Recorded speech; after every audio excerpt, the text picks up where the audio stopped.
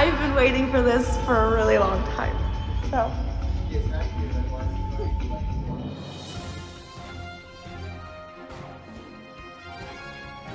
Kenny, I know you're about 50 pounds overweight, but when I say hurry, please interpret that as move your fat tub of lard ass now!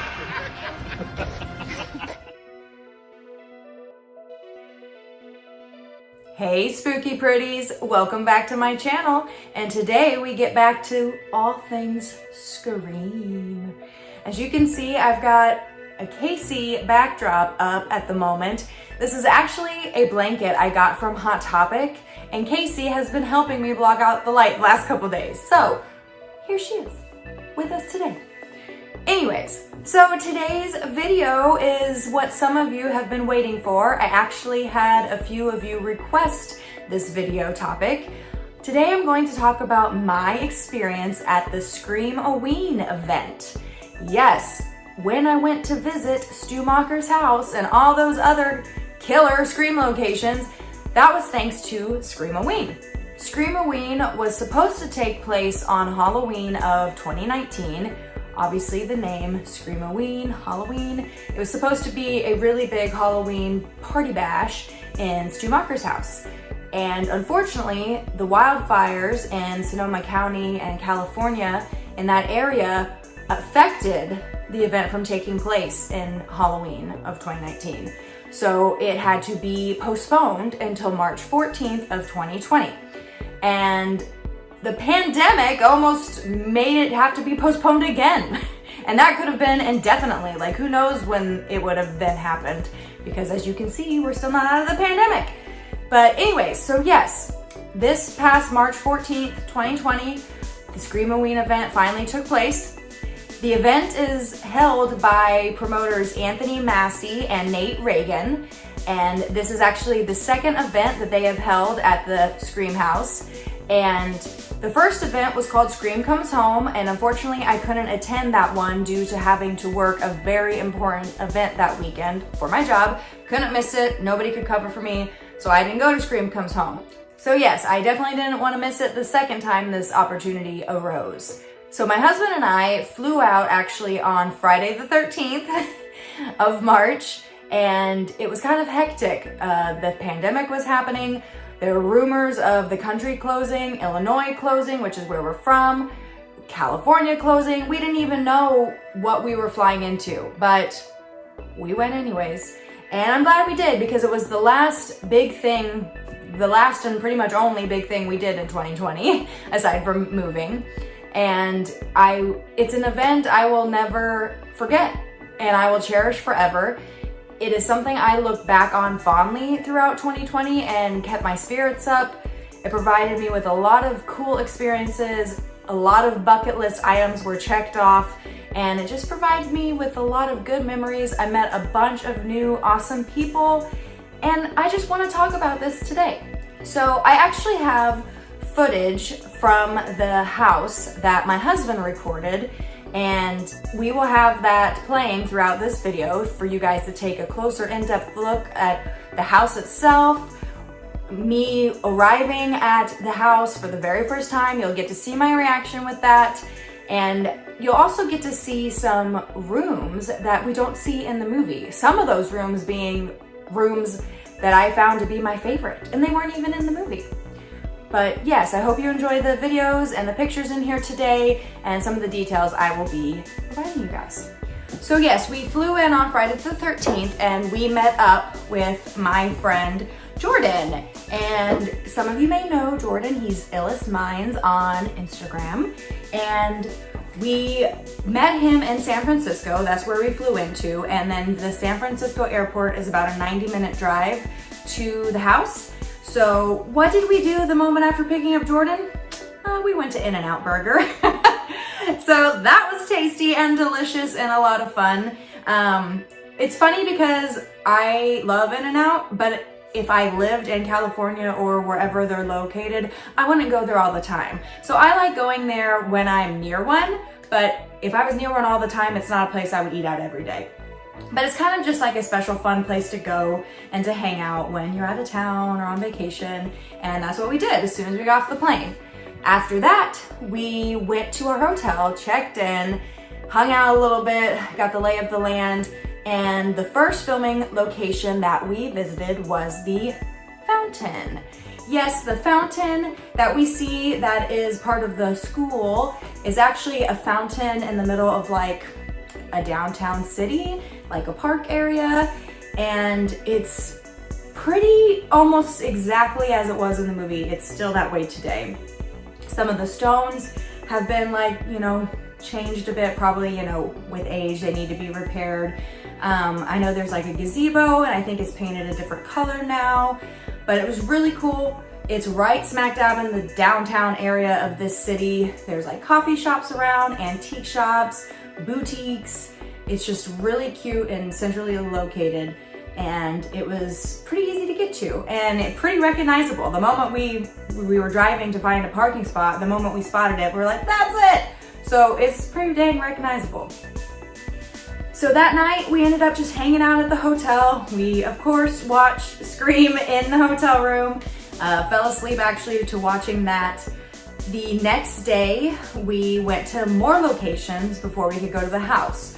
We weren't supposed to be able to go to the house until I believe 4 p.m. is when you could check in, because for those of you who don't know, Screamoween was an event you could come to and just party at, or you could choose to buy a ticket that actually let you stay on the property. And on the property, there's actually 3 houses technically. There's the main house and 2 little yellow guest houses.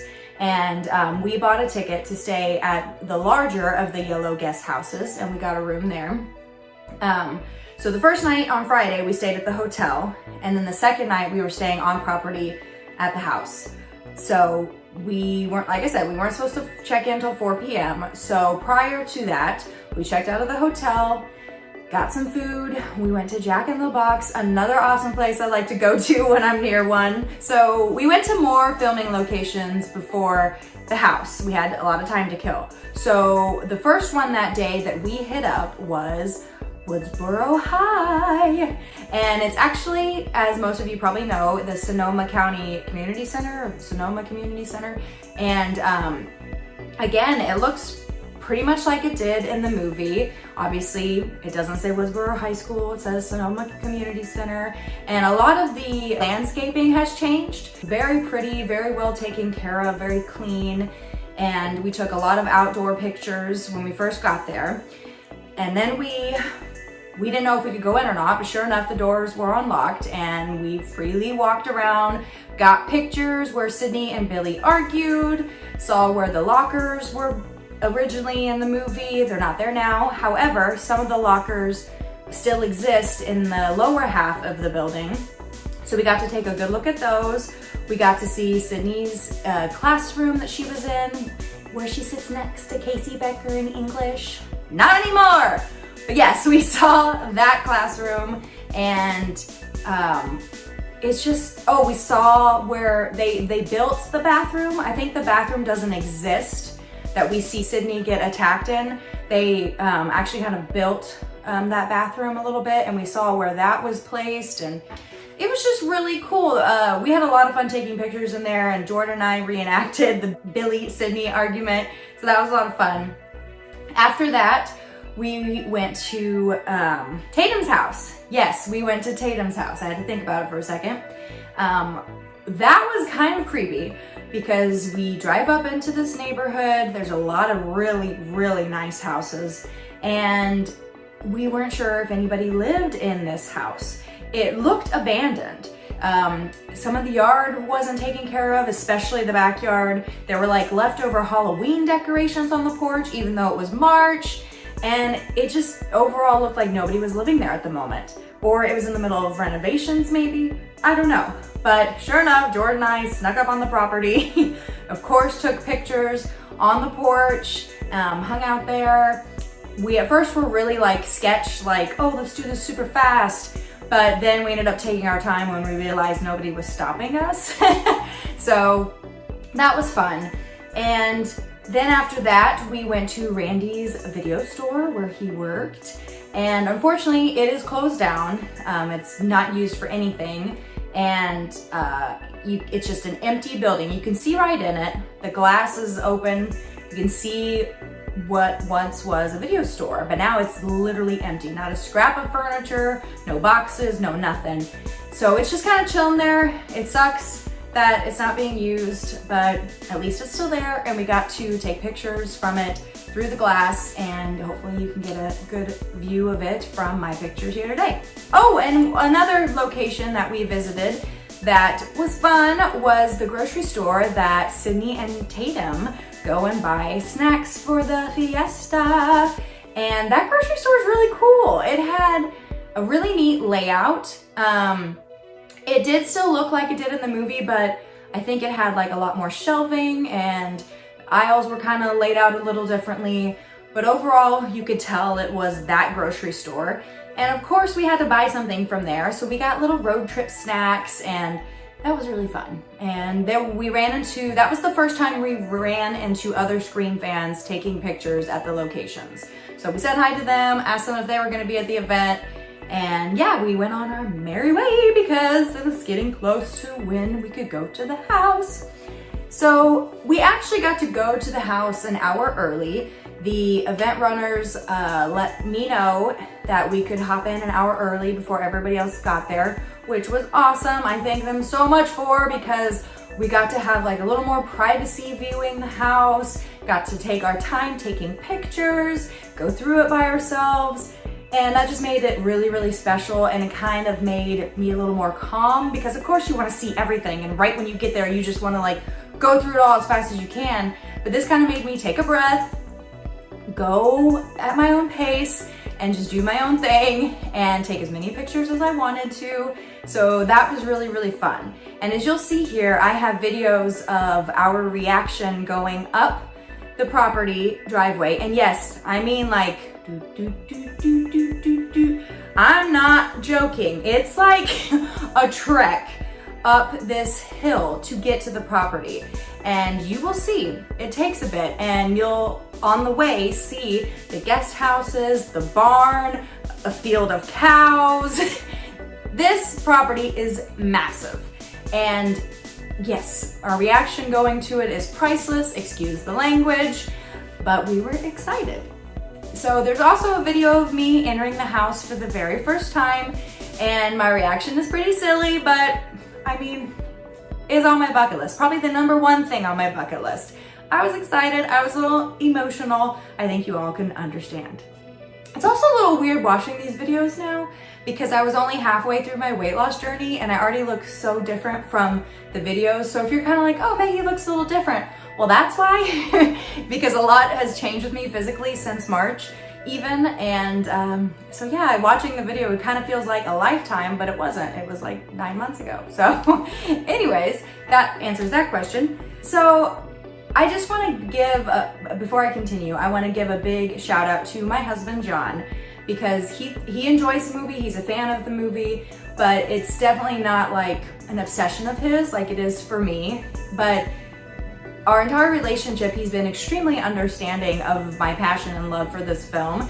As you can see, you know, I've got a huge collection in the house. I hang a bunch of Scream stuff up. It's just everywhere, and he gets it. You know, it may not be his obsession, but he gets it, and he's patient with me and understands my excitement for things. So I want to thank him, because while Jordan and I geeked out the entire time, like, oh my God, this was used in this, and oh my God, this is where this was filmed. You know, John just didn't make fun of us, didn't get annoyed with us if we took too long at a location. He just let us do our own thing. And I'm just so thankful I have someone who gets it.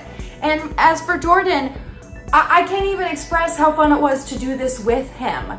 He was just as geeked out and excited about everything that I was. Some rooms in the house that you don't see in the movie, one of them is the library. I loved the library. I ended up hanging out there a lot that night, and I actually watched the film Hostel in there. I didn't watch the full thing. I kept popping in and out. I would go, migrate from room to room, see what all the people in each room were doing, take more pictures, talk to people, hang out. But John was kind of chill for a while, being like, I just want to relax. We've had a lot of running around and traveling. I'm just gonna stay in the library and watch this movie. And I would go and join him every now and then. It was actually my first time ever seeing Hostel, so that was kind of fun. And oh, I could have stayed in the library all night.